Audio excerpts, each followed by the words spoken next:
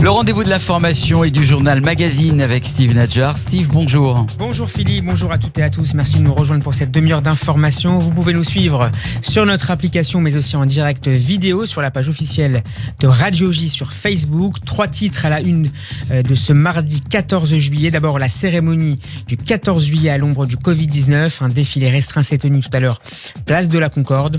Le président de la République accorde depuis 13h15 une interview télévisée. On en décrypta les principales annonces aux côtés de l'éditorialiste Christophe Barbier. Également au sommaire de cette édition, les suites de l'affaire Mireille Knoll. Nous vous l'annoncions hier en direct. Il y aura bien un procès aux assises pour les 2 principaux suspects.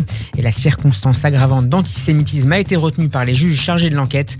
On écoutera l'analyse de l'avocat de la famille Knoll, maître Gilles-William Golnadel. Et puis les chiffres du coronavirus qui continuent de flamber en Israël. 1688 nouveaux cas en 24 heures. C'est un nouveau record qui a été franchi alors que les Israéliens se préparent à passer les fêtes de début d'année en confinement. Les détails de cette crise sanitaire, mais aussi désormais politique et économique, dans cette édition. Radio J. Un 14 juillet un peu particulier. Les mots du président de la République il y a quelques minutes à la télévision. Emmanuel Macron achève actuellement son interview, une première depuis 2018. On va y revenir dans un instant aux côtés de Christophe Barbier. Un peu plus tôt dans la matinée, une cérémonie militaire restreinte s'est tenue place de la Concorde. Cérémonie marquée par le Covid-19 et qui a rendu hommage aux militaires et civils en première ligne dans la lutte contre l'épidémie. Pas de blindés donc, ni de troupes à pied, mais un défilé aérien observé par seulement 2000 personnes invitées par les autorités. Parmi eux, de nombreux soignants du service de santé des armées salués pour leur mobilisation. Cette cérémonie a permis d'offrir un peu la vedette aux soignants, indiquait le président de la République, Emmanuel Macron, qui souhaite rendre obligatoire le masque dans tous les lieux publics clos à compter du 1er août. Nous avons des signes que ça repart quand même un peu. Face à cela, nous devons prévenir et nous préparer.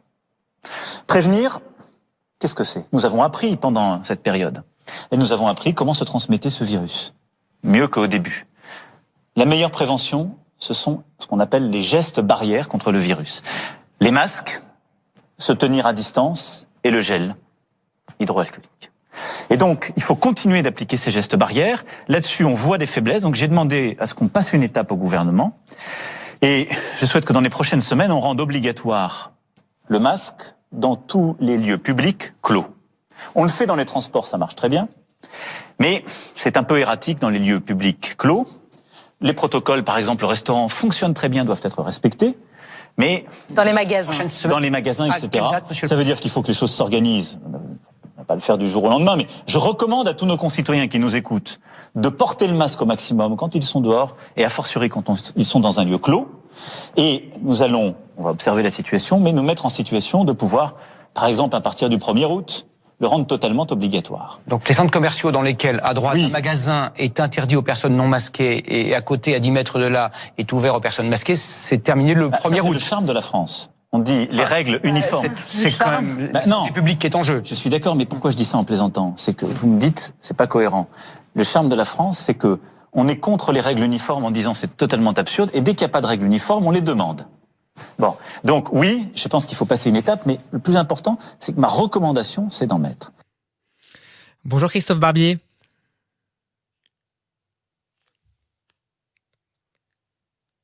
Christophe Barbier, vous m'entendez ? Alors, une petite difficulté à joindre Christophe Barbier. On va essayer de le retrouver dans quelques secondes pour commenter cette interview télévisée du président de la République, Emmanuel Macron, au micro des journalistes Gilles Boulot et Léa Salamé. Je me tourne vers la régie pour savoir si nous avons retrouvé la connexion avec le journaliste et éditorialiste politique Christophe Barbier. Bonjour Christophe Barbier. Bonjour. Merci d'avoir accepté notre invitation cet après-midi. Vous êtes éditorialiste politique et vous co-présentez l'émission Entracte consacrée au théâtre sur Radio J. Christophe, le président de la République appelle donc les Français à mettre des masques dans les lieux publics clos. Nous serons prêts en cas de nouvelle vague, assure Emmanuel Macron. Mais si nous ne voulons pas de nouvelle vague, ça dépend de nous, ajoute-t-il. Est-ce un changement de cap sanitaire, même si le président indiquait par ailleurs qu'il maintenait son cap politique ? Il y a quand même un changement de ton, oui, sur le protocole sanitaire.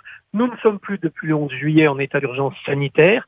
La loi d'état d'urgence a été suspendue. Elle est remplacée quand même par un certain nombre de mesures et celle-ci vient s'ajouter. Nous sommes dans une très légère reprise de l'épidémie. En tout cas, le virus cesse de reculer et donc il faut monter d'un cran la vigilance. Et là, interdire les masques, obliger le port du masque dans les lieux publics clos, c'est une bonne mesure, réclamée d'ailleurs depuis plusieurs jours par des médecins. Le président ne fait qu'anticiper une décision qui aurait été prise sans doute à l'issue du Conseil de défense demain. Après, on voit bien qu'en plus, il recommande fortement aux Français de porter le masque, y compris à l'extérieur, quand la distanciation n'est pas évidente. Et là, sans l'imposer, il donne bien le cap, une vigilance maximale. Et il répond ainsi à une demande croissante de la communauté scientifique ? Oui, une demande des médecins, une demande aussi de certains élus locaux. On voit bien que certains élus sont désemparés parce qu'ils ont l'impression que quand la règle est stricte, par exemple dans les transports en commun, les Français la respectent, mais quand la règle est floue, eh bien, ça laisse trop de latitude et qu'on peut voir des scènes qui semblent imprudentes, voire irresponsables. On a vu des foules amassées pour la fête de la musique, pour des concerts, et ça, les élus locaux s'en inquiètent. Donc le gouvernement, le président vont dans ce sens-là, avec une part d'obligation et une part de responsabilisation. Sur la forme, Christophe Barbier, pourquoi le président de la République a accepté de renouer avec cette interview télévisée du 14 juillet ? Il a expliqué aux journalistes Léa Salamé et Gilles Boulot qu'il n'y en aurait peut-être pas d'autres avant la fin de son mandat, mais aujourd'hui, c'était un peu particulier selon lui. Oui, il y a deux raisons. D'abord, l'année est exceptionnelle. Tout comme le défilé du 14 juillet n'a pas ressemblé au défilé habituel, et bien là, pour parler aux Français, il a pris une forme qu'au départ il récusait, cette interview classique. Et puis l'autre raison, c'est que le président, depuis le début de l'épidémie, a un peu cherché sa voix VOX. Et il a tenu des allocutions solennelles, comme le 13 mars ou le 13 avril, qui ont marché, mais qui n'ont pas eu, mais qui ne sont pas vraiment restés dans la mémoire des gens. Il a tenté des allocutions sur le terrain, comme quand il est allé à Mulhouse. Ça n'a pas fonctionné non plus. Alors qu'Édouard Philippe posait sa pédagogie, le président de la République a semblé flotter dans sa manière de s'adresser aux Français. Parfois trop dans la gravité, parfois pas assez. Là, par cette interview, il revient à une forme qui est plus codée, plus codifiée, et donc c'est plus facile pour lui, même si c'est pas toujours confortable. La crise économique est devant nous, a confirmé il y a quelques minutes Emmanuel Macron. Comment peut-il l'affronter à moins de 2 ans de la présidentielle ? Un gros effort public de l'État, de l'argent public, pour aider les entreprises à s'en sortir et aider ceux qui sont au chômage à traverser cette période. Mais il a également donné des pistes pour que les entreprises françaises, tous les acteurs économiques français, employeurs comme employés, eh bien, prennent leur part de responsabilité. Par exemple, que les entreprises fassent une part grandissante à l'apprentissage, au contrat de formation et pas seulement au stage. Que les salariés acceptent éventuellement d'être payés moins, mais dans le cadre d'une négociation sociale, pas avec une sorte de chantage de la part de l'employeur. On a assisté, là, depuis quelques minutes, à une conversion du président de la République aux vertus du dialogue social. Ça correspond d'ailleurs au choix d'un Premier ministre, Jean Castex, qui est rompu à cet exercice et qui considère que ce type de dialogue social, c'est l'idéal pour faire avancer les dossiers. Essaie même de redorer sa relation avec les Français ? Il en faudra plus. Il faudra des résultats. Cette interview peut lui permettre de pacifier une relation avec les Français qui s'est distendue ces derniers mois. Mais pour que les Français réadhèrent à son projet, il faudra qu'ils lui reconnaissent de la ténacité et de l'efficacité. La ténacité, il l'a. L'efficacité, il ne l'a pas encore. Il l'a eu un peu lors du début du quinquennat avec des réformes qui commençaient à produire leurs résultats. Mais tout cela est balayé par l'épidémie. Maintenant, il faut que le président ait de l'efficacité dans la lutte contre la crise économique. Ça ne se mesurera pas avant le courant de l'année 2021 et pour tout dire avant la campagne présidentielle. Et de l'écoute aussi ? Oui, il faut qu'il change son mode de relation aux Français. Il l'a reconnu lui-même. Il a parfois procédé avec trop de rapidité, trop de brutalité, sans dialoguer assez, sans écouter. Et cette écoute va de pair chez lui avec un sentiment d'impératif de justice. Il veut maintenant que les réformes ne soient pas seulement des réformes nécessaires pour les comptes publics ou pour la France comme grande nation. Il faut que ces réformes soient justes et que chaque citoyen se sente bénéficiaire de la réforme à la hauteur de ses mérites. Merci beaucoup Christophe Barbier d'avoir été mon invité cet après-midi. Merci à vous. Bonne journée, à bientôt sur Radio J. Bonne journée, au revoir. 14h11, Radio J, la suite du journal, Steve Nadjar. Il y aura donc, vous l'avez appris hier sur notre antenne, un procès Mireille Knoll. Contrairement au meurtrier présumé de Sarah Halimi, jugé pénalement irresponsable, les 2 suspects de l'assassinat de cet octogénaire tué dans son appartement parisien en mars 2018 devront répondre de leurs actes devant une cour d'assises. Les juges chargés de l'enquête ont ordonné un procès pour meurtre sur personne vulnérable et commis en raison de la religion de la victime. On écoute la réaction de l'avocat de la victime, de la famille de la victime, maître Gilles William Golnadel, au micro de Gabriel Attal. C'est un soulagement. Vous savez, dans ces affaires-là, j'ai malheureusement beaucoup de recul. L'antisémitisme islamique a été toujours dissimulé pour des raisons idéologiques, politiquement, et intellectuellement, et également, malheureusement, judiciairement. Et la liste est longue des exemples que je pourrais vous donner. La manière dont a été traitée l'affaire Halimi, et vous savez que j'occupe pour la sœur de Sarah Halimi, c'est le summum de l'irresponsabilité, c'est le cas de le dire, judiciaire, puisque une juge qui ne reçoit pas les avocats de la famille de la victime, une juge qui refuse la reconstitution de la scène du crime, et une juge qui fait tout pour que le criminel ne soit pas renvoyé derrière les barreaux sous prétexte qu'il aurait trop fumé, et confirmé par la chambre de l'instruction, s'il vous plaît, on est en cassation.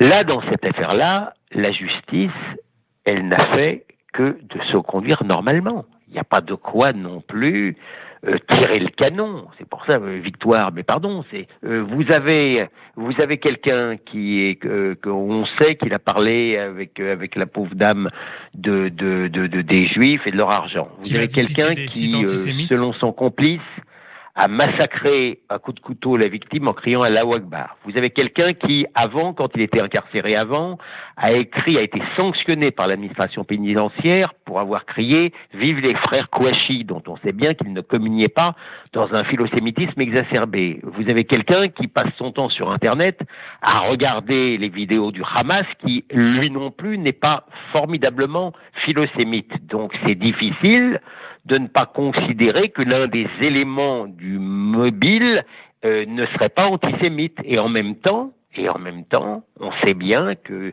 ces lâches-là ont préféré s'en prendre à une vieille dame plutôt qu'à un type d'1m92. Maître Gilles William Golnadel. 14h14, on marque une pause et on se retrouve dans un instant pour la suite de ce journal magazine. Vous êtes bien sûr Radio J, à tout de suite. Radio J, 14h15, la suite du journal, Steve Nadjar. Oui Philippe, avec le coronavirus en Israël, les jours se suivent et se ressemblent. L'épidémie flambe et atteint de nouveaux records. Ce matin, le ministère de la Santé a annoncé le dépistage positif de 1688 nouvelles personnes en 24 heures. On compte désormais dans le pays plus de 21 000 cas actifs, dont 179 se trouvent dans un état sérieux. Le nombre de morts, lui, s'établit à 365 depuis le début de la crise. Mais ce tableau déjà bien gris pourrait en fait ne refléter que partiellement la réalité. En effet, selon un rapport présenté par le président de la Commission des Affaires étrangères et de la défense de la Knesset, Zvi Hausser, plus de 8 000 Israéliens porteurs de la Covid-19 n'auraient pas été dépistés. Plus de 26 000 tests de dépistage ont été encore menés hier, ce qui doit permettre de casser les chaînes de contamination. Mais les Israéliens ne sont pas dupes. Ils se préparent d'ores et déjà à passer les fêtes juives de Rosh Hashanah et de Kippour en confinement. Un remake de ce qui s'était passé au printemps pour la fête de Pessah. Le sujet est à la une des médias israéliens du jour. Revue de presse signée Daniel Haïk en partenariat avec Studio Qualita. La manchette du Israël de ce matin paraît incroyable, mais elle ne l'est pas tout à fait. Elle reflète le sentiment général en Israël, un sentiment fait de pessimisme, mais aussi apparemment de résignation. Nous allons célébrer Rosh Hashanah seuls, en confinement comme à Pessah, annonce le quotidien gratuit, et il a sorti cette estimation d'une donnée. Pour la première fois depuis le début de l'épidémie, on recense 20 000 malades actifs en Israël. Selon les projections des experts, on s'achemine donc vers des fêtes de Tishri dans une forme de confinement plus ou moins total sur le mode de la célébration de la fête de Pessah et de Yom HaAtzmaut. Il y a de cela plusieurs mois. Et les experts du ministère de la Santé mettent en garde. Les repas familiaux augmentent les risques de propagation du virus. Pour l'instant, Il faut le préciser, il ne s'agit que de projections et les décisions définitives n'interviendront que dans quelques semaines. Mais il semble qu'il n'y ait pas d'autre alternative, affirment ces experts. Pourtant, à côté de ces estimations, il y a en page 3 du Israël Hayom un éditorial du professeur Eyal Lechem, qui est directeur de l'Institut de maladies infectieuses de l'hôpital Shiba de Tel HaShomer, près de Tel Aviv, qui écrit ce matin qu'il faut être encore patient, car selon lui, dès demain, nous pourrions assister à une baisse du nombre de nouveaux malades consécutives aux restrictions imposées il y a 10 jours par le gouvernement. Et pour lui, il n'est pas nécessaire pour l'instant encore d'imposer un confinement général dans l'État d'Israël. Ce n'est pas l'avis du ministre de l'énergie, Yuval Steinitz, qui dit et répète depuis plusieurs jours qu'il faut absolument placer le pays à nouveau dans un confinement total de 10 jours. Et cet appel est en première page du Yediot Aharonot, un Yediot dont la manchette n'est pas aussi particulièrement encourageante. Selon un rapport de l'Institut Gertner qui doit être soumis aujourd'hui à la Knesset, il y aurait actuellement 8000 malades du coronavirus qui n'ont pas encore été dépistés. Le Yediot Aharonot explique que les systèmes de traçage du Shin Bet ont permis de découvrir 2000 contaminés pendant la première semaine de juillet, mais le rythme de contamination serait, selon le journal, bien plus rapide et plus dramatique. Et en page 5, le Yediot Aharonot nous livre une autre enquête qui révèle que les malades du coronavirus ne seraient immunisés contre la maladie qu'à court terme. L'épidémie du coronavirus a d'autres aspects presque aussi dramatiques, des aspects qui figurent également dans les journaux et les sites d'information de ce matin. Et l'aspect dont nous allons parler maintenant, c'est l'aspect purement politique qui est dominant après la démonstration de force de la députée Likoud Yifat Shasha Bitton, qui est la présidente de la commission parlementaire spéciale chargée de la lutte contre le coronavirus et qui hier a fait montre d'un certain courage et d'une forme d'indépendance en s'opposant aux demandes du Premier ministre. M. Netanyahou est parvenu à la conclusion hier sous la pression populaire que l'on pouvait rouvrir les piscines publiques, mais il s'est farouchement opposé à rouvrir les clubs de musculation ou de sport, alors que la députée Likoud, elle, a estimé sur la base d'experts et de données précises que l'on pouvait aussi rouvrir ces clubs. Et c'est donc cette décision qui a été validée par la commission contre l'avis de Binyamin Netanyahou. Cette mini-rébellion d'Yifat Shasha Bitton a provoqué la colère du président de la coalition, qui est le plus fidèle des lieutenants de Binyamin Netanyahou, le député Miki Zohar, qui l'a menacé d'être destitué de cette fonction importante. Pour Yuval Karni, dans le Yediot Aharonot, cet accrochage est un premier carton rouge pour le Premier ministre et pour son gouvernement. De la part de l'échelon législatif, Karni explique que c'est là une démarche rare que de voir des parlementaires du parti au pouvoir s'opposer au gouvernement, qui plus est à Binyamin Netanyahou en personne. Et il pourrait donc s'agir, selon lui, d'un tournant, peut-être même du début d'une rébellion de la part des députés Likoud qui sentent que le gouvernement a perdu beaucoup de sa popularité dans sa mauvaise gestion de la crise au cours des dernières semaines.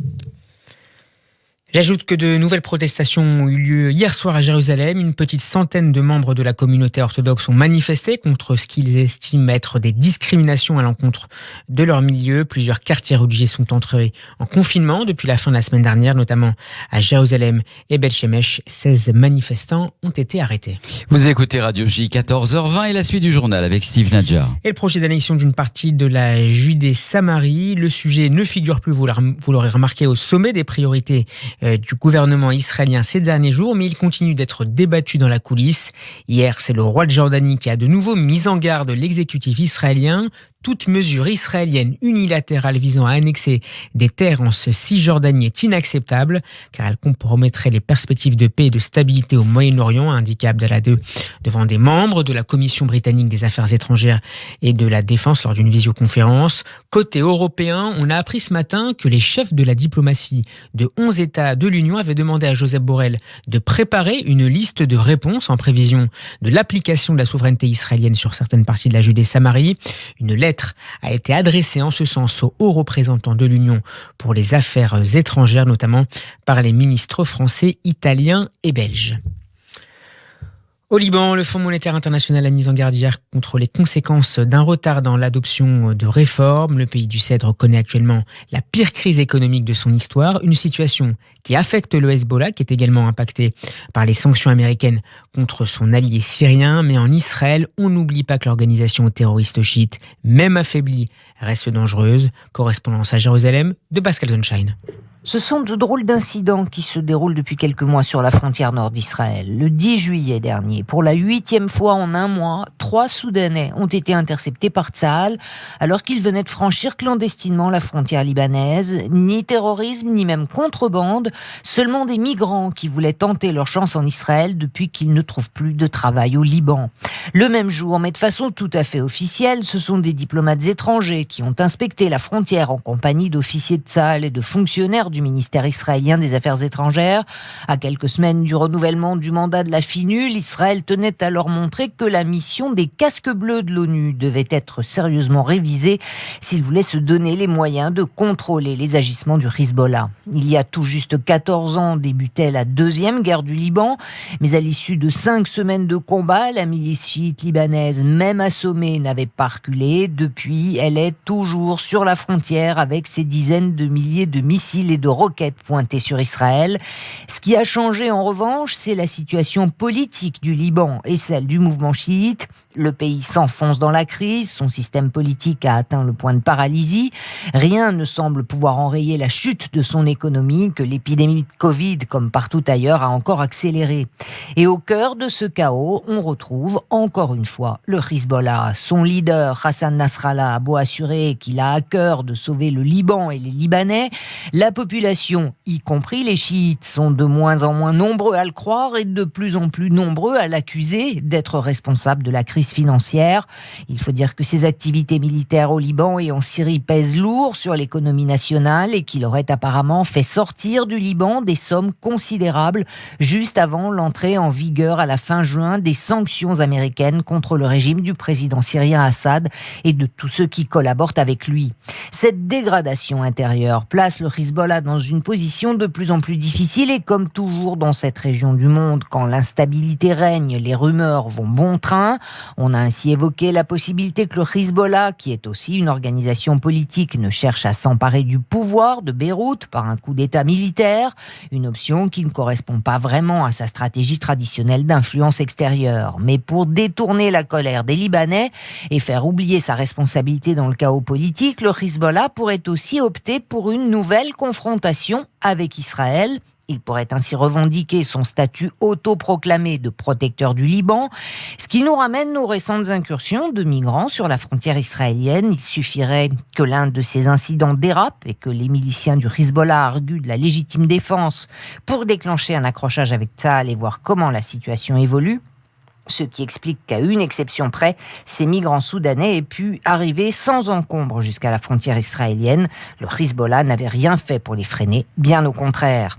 Mais l'organisation chiite pro-iranienne sait aussi que face à Israël, il est difficile de prévoir l'évolution d'un incident de frontière. Lancer une guerre totale au sud n'arrangerait sûrement pas ses affaires à l'intérieur du Liban. Et avant de nous séparer, je reviens sur les principales annonces d'Emmanuel Macron cet après-midi. Le président souhaite rendre obligatoire le port du masque dans les lieux publics clos à partir du 1er août. Nous serons prêts pour la seconde vague, assure Emmanuel Macron, qui indique que la France sera servie parmi les premiers pays en cas de découverte d'un vaccin. Le chef de l'État estime également qu'une augmentation massive du chômage est inéluctable dans les prochains mois. Des mesures seront annoncées dans ce domaine en direction des plus jeunes.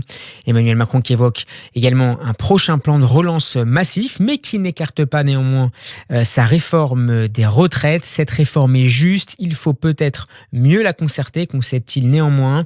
Sur le plan institutionnel, Emmanuel Macron soutient un référendum à propos de l'inscription dans la Constitution de la lutte contre le réchauffement climatique. Je souhaite l'engager dans les meilleurs délais, précise le président de la République. Voilà, c'est la fin de cette édition. Merci de l'avoir suivi. Retour de l'information à 15h avec le Flash. Bon après-midi à l'écoute des programmes de Radio J. Portez-vous bien.